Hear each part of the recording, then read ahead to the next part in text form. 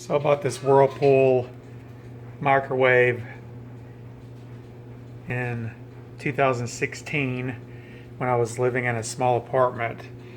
Since then, I actually have a large microwave, so I don't really use it very much. But in any event, I had read that these door latches would break, and I went ahead and bought one anyway.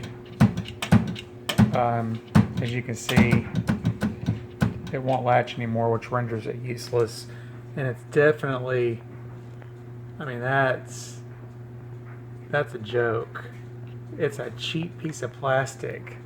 So fortunately I bought the SquareTrade warranty, so I'm not out any money, but unfortunately this is another piece of junk that's going into the landfill because it's not worth fixing and nobody's going to repair it.